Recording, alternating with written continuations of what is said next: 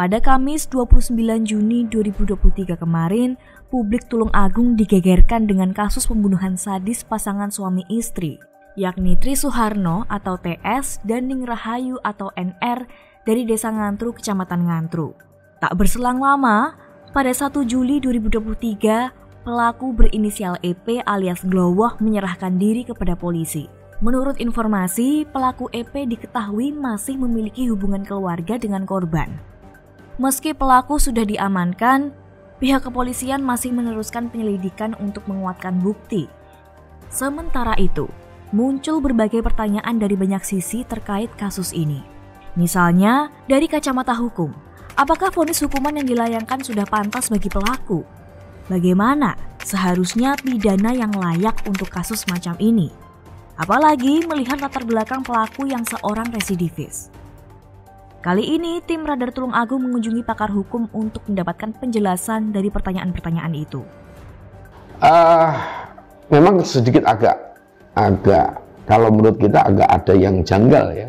Kenapa pasal yang diterapkan itu adalah pasal 338, menghilangkan nyawa orang lain tanpa ada unsur perencanaan. Ini agak janggal kalau melihat cerita kronologis perkaranya. Kalau kita melihat bahwa di rumah itu sendirian, berarti ada yang diketahui ataukah tidak. Tetapi ketika dia melakukan itu tidak ada masalah, artinya tidak ada teriakan, tidak ada minta pertolongan, dan dia bisa datang begitu leluasa dan melakukan proses pembunuhan itu juga sangat luar biasa, artinya tidak sempat ada permintaan pertolongan. Di sini kalau kita melihat di situ berarti ini ada unsur sengajanya. Kalau ada unsur sengaja otomatis nggak tepat kalau 338, seharusnya terpenuhi unsur bahwa ini pembunuhan berencana. 340 seharusnya diterapkan.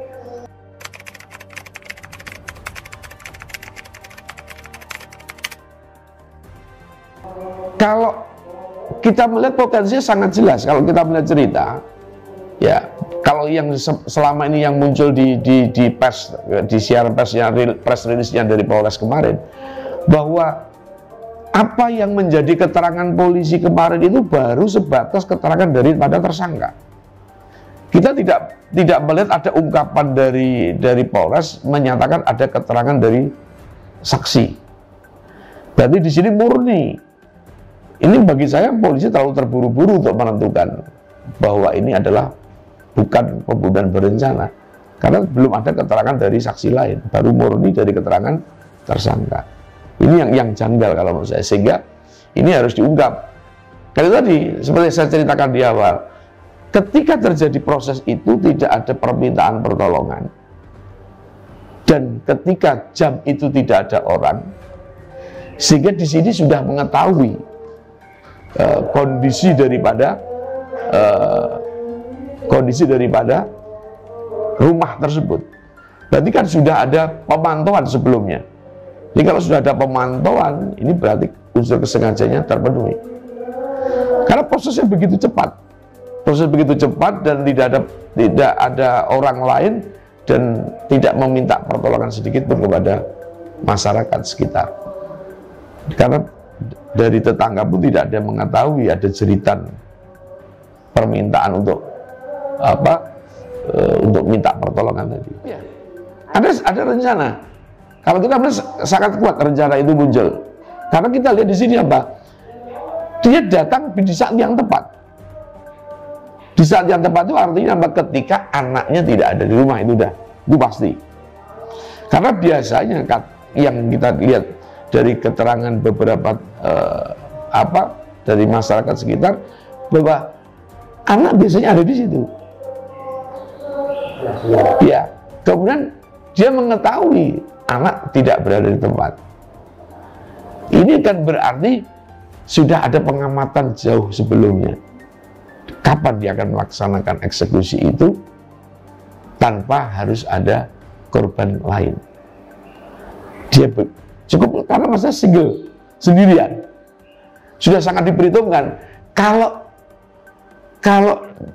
ada banyak orang, ini masih ada dua kemungkinan, atau lebih dari satu orang pelakunya. Ada dua kemungkinan bahwa ini sengaja atau masih tidak sengaja, masih tipis-tipis untuk menentukan ke situ. Tapi kalau dia sendirian ke sana, ini sangat kuat.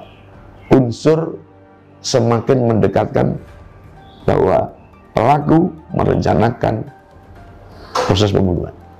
Ya, apalagi, nah ditambah itu semakin menguatkan. Kalau kecurigaan kami tadi adalah dia tepat datang waktunya, ya, di saat tidak ada orang tadi, sendirian, dan semakin kuat dugaan untuk pembunuhan berencana dari keterangan anak korban yang mengatakan bahwa orang tuanya tidak pernah bersentuhan dengan batu yang dimaksud dan tidak pernah menggunakan itu dan tidak pernah mengkoleksi batu yang seperti itu. Jadi kalau dari situ jelas semakin kuat yang dugaan saya sebelum saya mendengar adanya informasi dari anaknya yang orang tuanya tidak pernah bersentuhan dengan batu yang dijadikan dasar terjadinya perkara, ini berarti semakin kuat adanya unsur pembunuhan berencana. Dan ini harusnya dikejar sama kepolisian. Pak, bisa ditambahkan lagi tentang pasca pembunuhan. Pelaku tidak langsung melarikan diri. Nah, itu case yang berikutnya. Artinya apa? Berarti memang sengaja untuk membunuh, semakin kuat lagi. Kenapa? Kalau dari awal dia tidak sengaja, tentunya ketika membunuh dia langsung pergi, cepat-cepat pergi. Tetapi yang kita lihat dari keterangan yang disampaikan itu, justru yang buka pintu, yang mempersilahkan istrinya masuk adalah tersangka. Nah, kalau dari situ berarti yang menjadi target pembunuhannya adalah dua-duanya, suami istri. Karena ada jeda itu tadi. Iya, karena ada jeda. Jeda waktunya ini katanya cukup lumayan. Iya, minimal 2 rokok batang itu katanya informasinya. Cuma juga harus dibuktikan juga. Jadi polisi nggak boleh serta-merta mengatakan bahwa keterangan tersangka adalah sebuah kebenaran. Faktanya ada enggak? Bekas 2 batang rokok. Terus kemudian dilihat juga, harusnya dilakukan lab dulu. Betulkah itu bekas rokok dari mulut tersangka? Dan diperoleh ada lagi nggak rokok yang lain? Dan usia si D itu bisa dilihat juga berapa jam. Kok semudah itu gitu loh? Langsung menyimpulkan bahwa apa yang menjadi keterangan tersangka adalah sebuah kebenaran tadi. 340 kalau berencana. Hukumannya berapa? Ya, 340 itu ada tiga tahapan. Yang tertinggi adalah hukuman mati. Kemudian yang kedua adalah seumur hidup, dan yang paling ringan adalah hukuman penjara 20 tahun. Kalau berencana seperti itu. Jadi kalau yang dipasalkan 338 terlalu ringan bagi saya. Dengan 15 tahun kalau melihat unsur-unsurnya. Seharusnya seperti 340, hukuman mati, seumur hidup, atau paling ringan 20 tahun. Nah, tinggal tergantung berencana ini sesuai dengan apa. Kalau sesuai dengan tujuan dan terpenuhi tujuan itu, harusnya mati. Tidak lagi seumur hidup. Kalau dia karena melihat situasi memungkinkan, dia ke sana memang ada rencana membunuh, tetapi bukan pada saat itu, mungkin dia masih melihat situasi, nggak bisa dikatakan sesuai dengan tujuan. Tapi masih ada rencana berikutnya. Sudah merencanakan, tetapi belum akan melaksanakan pada saat itu. Tetapi kalau kita melihat di sini, dia sudah merencanakan dan pada saat itu dilakukan pembunuhan. Maka unsur tujuannya tercapai. Jadi tidak karena situasi. Kalau melihat kesengajaannya berdasarkan situasi atau keterpaksaan. Ya, dia sengaja mau membunuh, si A mau kita bunuh. Kalau dari tujuan sejak awal, pokoknya hari itu saya datang, saya bunuh, itu untuk mati. Tetapi kalau dia datang, memang sudah ada rencana membunuh, dia datang, tetapi tidak ada keinginan pada saat itu, melihat situasi memungkinkan atau tidak. Nah, ini berarti baru bisa seumur hidup. Tetapi kalau ada niat membunuh, kemudian pada saat itu ada keinginan semakin kuat untuk membunuh karena ada penghinaan, ada ketersinggungan, karena mungkin dia dilecehkan dengan kalimat ataupun tindakan dari korban, maka ini ada ketidaksengajaan tetapi yang disengaja. Rencana membunuh tetapi tidak pada saat itu, dan semakin kuat karena adanya desakan situasi. Ini 20 tahun. Tinggal diungkap di situ. Harus jernih-jernihnya penyidik melihat unsur kesengajaannya kuat yang mana. Apakah menjadi tujuan awal, ataukah karena situasi, ataukah karena keterpaksaan.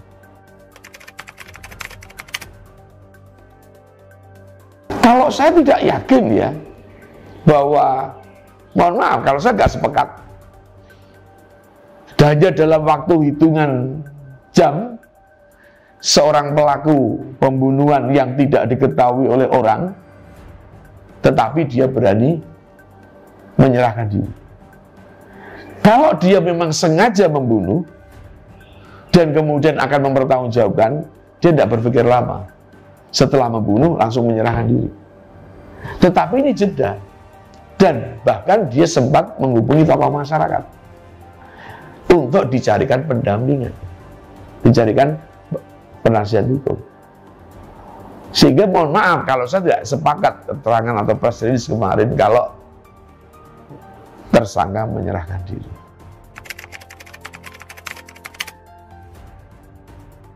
Kalau sekarang dilihat tidak ada satu barang pun milik korban yang hilang, itu sangat mendekati bahwa pelaku itu bukan murni karena permasalahan pribadi, tapi karena orang lain. Karena ada yang menyuruh, ada yang menggerakkan. Dia mendapatkan iming-iming atau janji untuk melakukan itu dengan upah tertentu. Itu.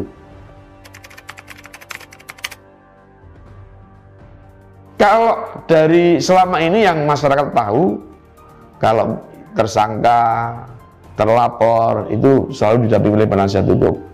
Terus kemudian bagaimana kalau dari sisi korban atau keluarga korban atau terlapor, apakah boleh? Ini seharusnya juga wajib didampingi oleh penasihat hukum. Karena apa? Supaya kita tidak terlalu pasrah dengan apa yang nantinya didalilkan oleh pihak penyidik, baik kepolisian maupun kejaksaan. Jadi pihak keluarga punya hak juga untuk melakukan keberatan terhadap pasal yang diterapkan atau yang disangkakan kepada tersangka. Jadi kalau ada yang melihat keganjilan-keganjilan, seyogyanya dari pihak keluarga segera menunjuk penasihat hukum untuk melakukan mediasi dengan pihak penyidik terkait dengan pasal yang diterapkan dan menunjukkan fakta-fakta lain yang mungkin tidak diungkap oleh penyidik. Terlepas dari ini, proses hukum masih berlanjut. Dan semoga di akhir, pelaku bisa mendapatkan ganjaran yang setimpal. Di episode selanjutnya, kami akan membahas kasus ini dari sisi psikologis. Dari Tulung Agung, tim liputan Radar Tulung Agung melaporkan.